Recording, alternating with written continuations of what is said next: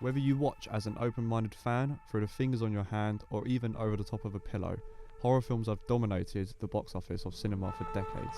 But have you ever wondered why some horror films get under your skin more than others, and some that make you have questionable thoughts that stay there for years?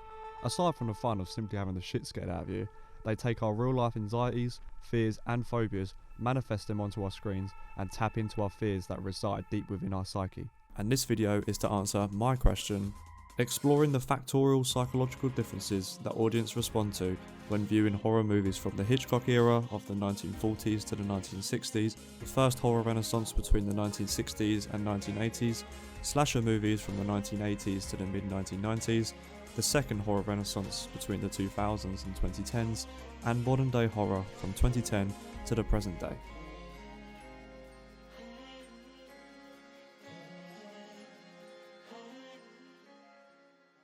It is important to note that there are four primary forms of viewing horror content, whether that be films, a series, or content society views online and in the news. Thus, approaching the question with the idea that not all of us watch horror movies for the same reason. In a 1995 study, Dr. Deirdre D. Johnston studied 220 students watching slasher films and found that motivations fell into four general categories. Gore watching, characterized by low empathy, high sensation seeking, and in males, a strong identification with the killer. Thrill watching, which is high empathy, high sensation seeking, motivated by the suspense of the film and more identification with the victims. Independent watching, high empathy for the victim with a high positive effect of overcoming fear. And finally, problem watching, which is high empathy for the victim but characterized by the negative feelings of helplessness at the end of the film. Now, with just a small sample of adolescents in a subset genre of horror, we can see that history repeats itself throughout the different eras of horror cinema. We can note that the same psychological and emotional effects that watching horror movies can have on the audiences have stuck around all these years due to their high success rate. Good afternoon. But if you took the audience right in and got an impression of a face, a hand, an arm, and feet and everything, you'd involve the audience much closer with it. The most challenging was The Exorcist, of course. Does the genre evolve over time? I think it does. I think it becomes more self-aware in a way. It's sort of moving up the food chain a little bit, but it's kind of a predator. It's something that scares you, kind of stalks you. Yeah, The Exorcist is the one movie that terrified me more than any other film, so I'm sure it had some sort of an influence. But with this movie, I wanted to make sure that there are two things that are different, that it's not really a haunted house movie. I want to emphasize that this is a haunted person movie, so it doesn't matter really where she goes.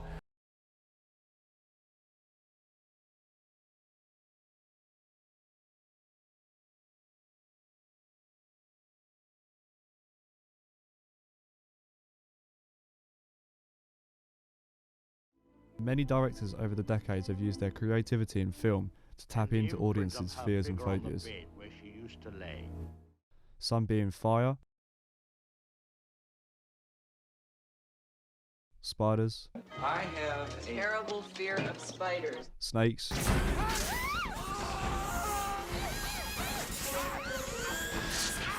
and even killer clowns. Like, look at this guy that apparently likes giving people balloons in the woods as opposed to the sewers. Hiya, Georgie. While the term horror film wasn't mainstream until around the 1930s, the first horror movie captured on film is believed to be 1896's Les Mémoires du Diable, that translates to The House of the Devil. From the beginning of horror cinema to the 1960s, movie theatres saw the likes of Dracula, I am Dracula. Frankenstein, It's alive! It's alive! It's alive! It's alive! It's alive! Godzilla, In a zyklonic cavalcade of electrifying horror, raging through the streets on a rampage of total destruction. and The Mummy hit the screens to submerge audiences in fear and dread of a potential apocalypse. Human or inhuman, you'll know, you'll see, you'll feel the awful, creeping, crawling terror that stands your hair on end. From these highly successful movies, saw the horror genre torpedo into success. success that led to the birth of true horror cinema that brought Alfred Hitchcock into the limelight, a silhouette that brought a whole new vision to horror. It all started with a clatter of shower curtain rings, followed by a shot of a deliberate blade taking aim at our protagonist in the shower, blended with a haunting score. The lingering, blood-curdling screams of Janet Leigh is what haunts audiences to this day and set the tone for the scream queens that followed. With Psycho, Hitchcock took horror films to a whole new level, introducing audiences to a flawed heroine and challenging his audience's stomach for blood. To support his movie's success, the assassinations of John F. Kennedy and Martin Luther King elevated the fear of what harm one can do to another. Let's take a look.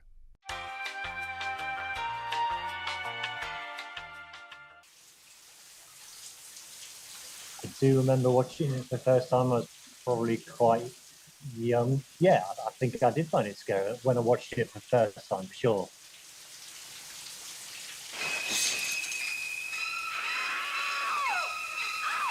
I think it was the fact that it was so well edited. Watching it again, it's the thing that surprises you, the fact you don't see, in your head, remember it being far more kind of brutal than watching it again. I think it's probably one of the first kind of biggest, well, it's a slasher kind of film, isn't it, really? And maybe not know how we'd kind of see him today, but it kind of kick-started the genre, didn't it, really?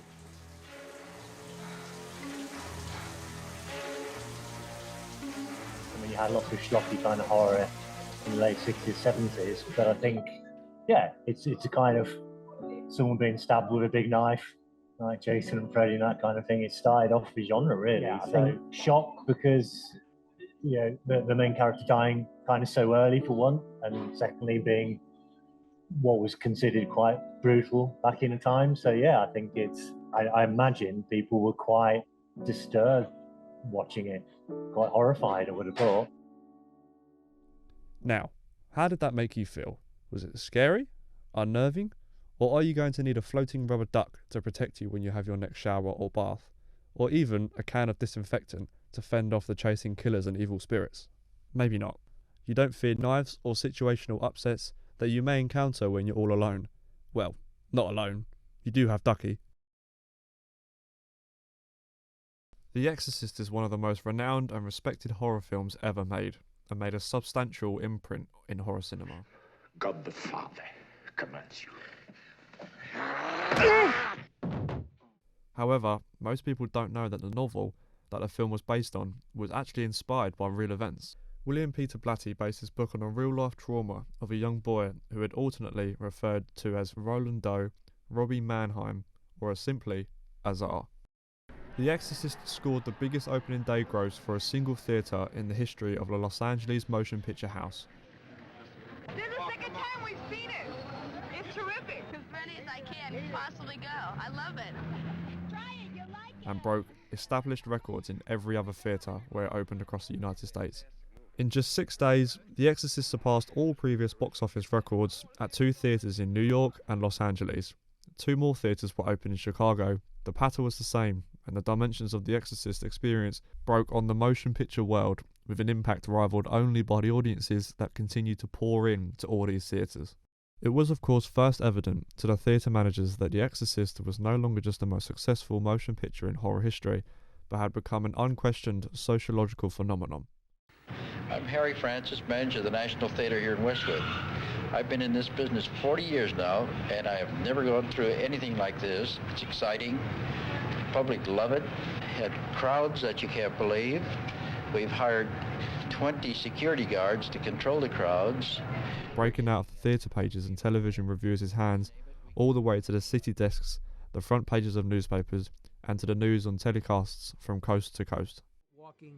It was made just a few years after the MPAA film rating system went into effect, and shown during Saturday matinees, which meant that young children were in the audience and probably scarred for life. Considering to be one of the greatest horror movies ever made, The Exorcist still stands out in today's world. You couldn't do it without the wires. It didn't make... Let's take a look. Would you be a sinner? I think in terms of the special effects, on this one. You know, it's quite graphic, isn't it? You know, obviously the crucifix kind of scene influenced the kind of the gore part of the filmmaking. The makeup's pretty kind of good. You'd say the head spinning thing nowadays looks a bit kind of dated, but you know, you think the number of possession films that were made since then, quite a few, isn't it? Really. So I think that was the influence of that. I think Terrified. You know, I think it wasn't it famous for people being, you know, the publicity of people fainting in one of those films. I think wasn't it where they use that publicity. Possession, I think, is quite a scary thing to a lot of people, and I think just that clip, the lighting, the performance, I think largely it wouldn't hold up to a modern audience in the way it did back in the day.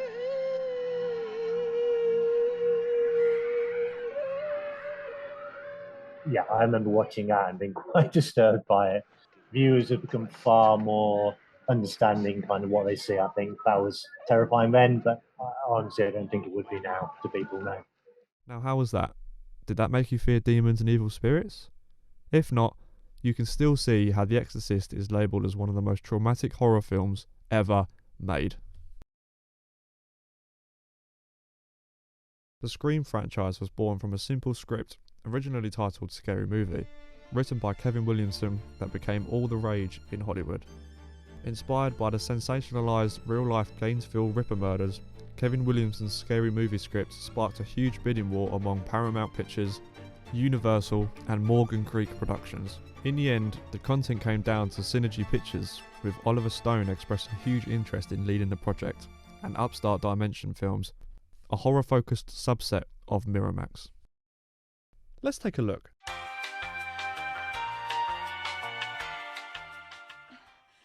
Yeah, I think that the genre got a bit stale, hadn't it? Leatherface, Freddy, Jason, etc., and it was just very similar kind of films coming out. So I think it's did something different. What do you want? To see what your insides look like. While also being kind of exactly the same in an odd kind of way. It's very clever. Who's there? Fans loved it because you needed to know about the genre to love it even more, I think. So it's very clever in a number of different ways. You should never say who's there. Don't you watch scary movies? It's a death wish. Maybe a short-lived impact, as in maybe having similar kind of postmodern self-referential films, and then it probably quite quickly the genre went back to stalking and slashing, I imagine. Or else my boyfriend will be here any second and he'll be... It doesn't have the same impact because it was so new, wasn't it? It was so different what they were kind of doing. So I don't think it has that impact, and you never can again, I don't think. No other films would kind of really match it, and I think the genre probably reverted back to what it was doing before, possibly. Kick the shit out of you! I'm getting scared.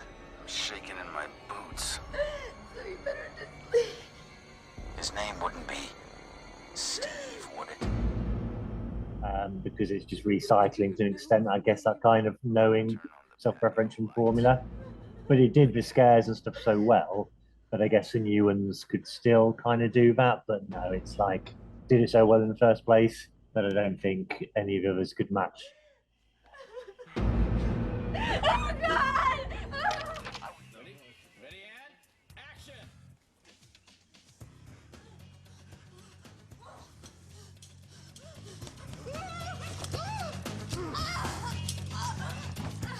One of the major themes that the original Scream movie came to show was its ability to deal with the ubiquity of media and the loss of privacy.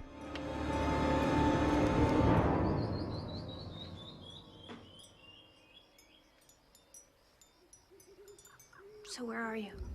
Right here.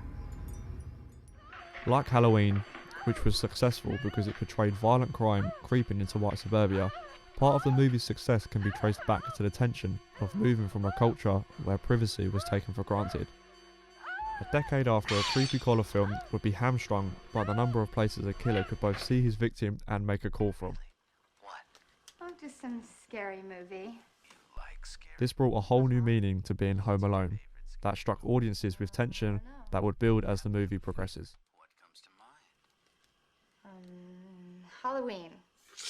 You know, the one with the guy in the white mask who walks around and stalks babysitters? Yeah. What's yours?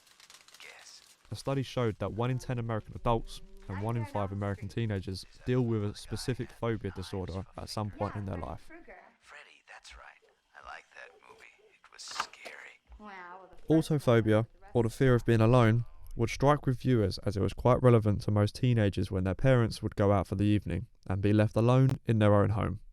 A home that they would think is a safe space from intruders or stalkers. 12.5% of adults have experienced autophobia within their lifetime. This would resonate with the higher age group that the film was targeted towards, as it would in turn bring back those memories of being alone in their own home.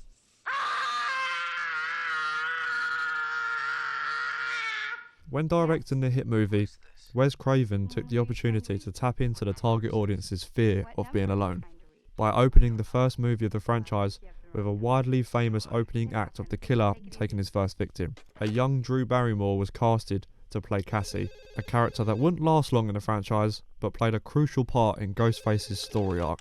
Hello? I'm sorry, I guess I dialed the wrong number.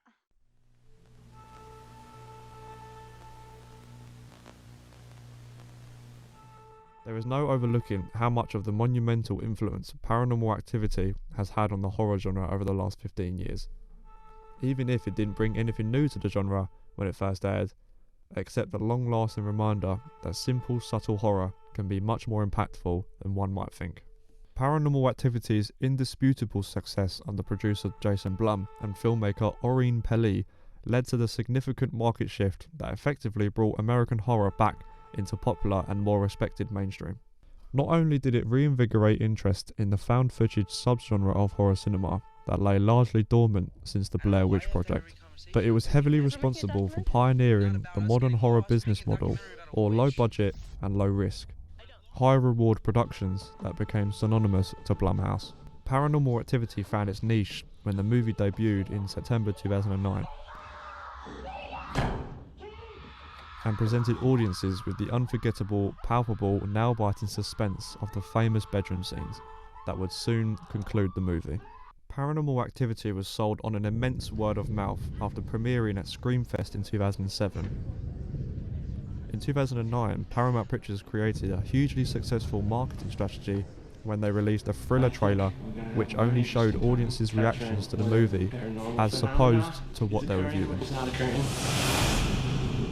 The movie's success really depended on your condition as the viewer. It's incredibly mood-orientated, and the way it was heavily pitched as a must-see experience had more weight to it back then when it was released in the era of pre-streaming and pre-binge watching. Likewise to this, the Blair Witch Project, along with its huge success as one of the first found-footage horror movies, well, even if it wasn't, I'm not going to play with that either. is remembered by its surveillance-style minimalism that captivated audiences. Cold and hunted. Oreen Pelly's filmmaking decisions that led the movie in an anxiety and restlessness manner made it as successful as it was.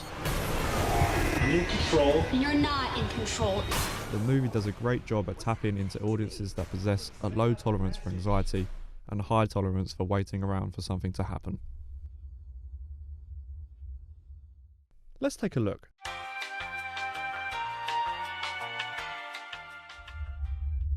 Definitely scary when I watched it the first time. I think again it's something that, you know, other films have touched on it before, but it did it in such a kind of good way. And yeah, it's one of those films again where, well, not again, but this one's like only scary for like a few seconds on a couple of the bits of it, but that was done so well. It was anticipation. So yeah, I think it's a scary film. Yeah, I think this and Blair Witch are the best examples, aren't they, of the found footage from around that time. Again, it's something that, a new thing that got stale really quickly, and the ideas kind of went, didn't they?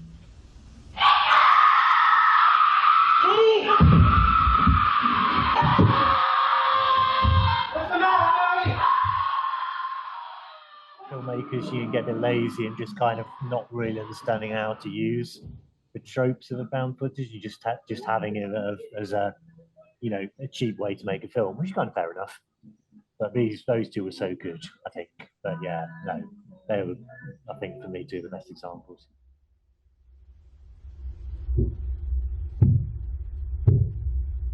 Again, I think those films are so good that they almost kind of kill off the genre before it started.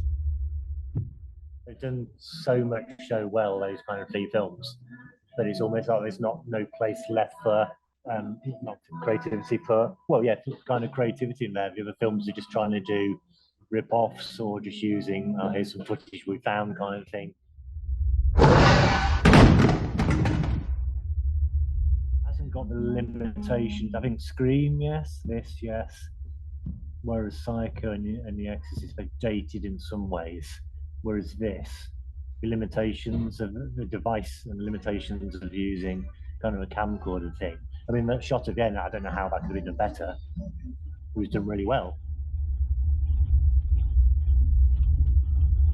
Using camcorder low quality footage gives an immediacy to the viewer, doesn't it? You kind of feel you're closer into the narrative. So I think they're very clever in doing that. So yeah, definitely worked.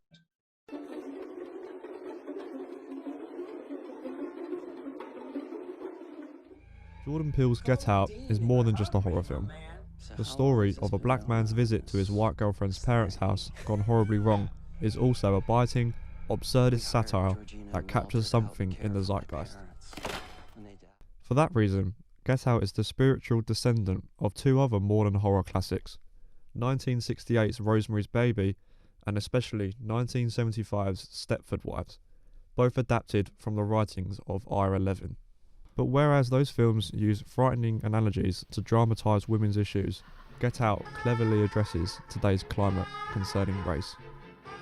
The movie is loaded with symbols and imagery that remind us of the history of slavery.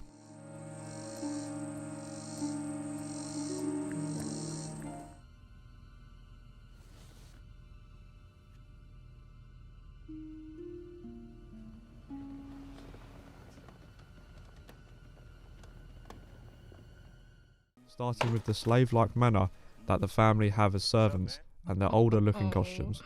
Oh, no. No. No. No, no, no, no, no, no, no, no, no, no, no. These echoes visually remind us that our society's past is never interwoven into our present.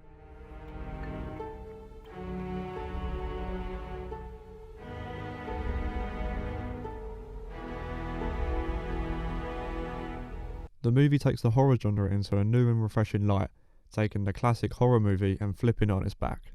The film's transition from a stereotypical man meets girlfriend family film into a cultural upset that resides with audiences to this day. How long has this been going on, this thing? How long? The movie runs towards the ongoing racial debate that is still in discussion to this day. The cultural impact that this movie had on its release in 2017 made audiences reflect on their own personal lives and those close to them. Those audience members that are of African descent will familiarise themselves with the harsh truth that this movie presents itself with, battling the chatter about liberal racism in society. The movie itself does a great job at showing the world that, however unintentionally, the same white family members you may have in your own family may well possess the same traits as the characters do in the movie. It exposes a liberal ignorance and hubris that has been allowed to fester and be feared upon. Let's take a look.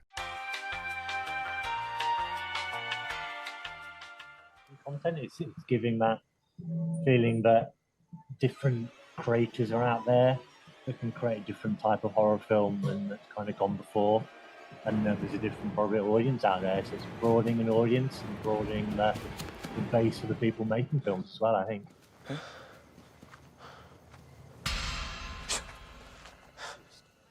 The chores have become my it's fresh sanctuary. to see something like that happening now.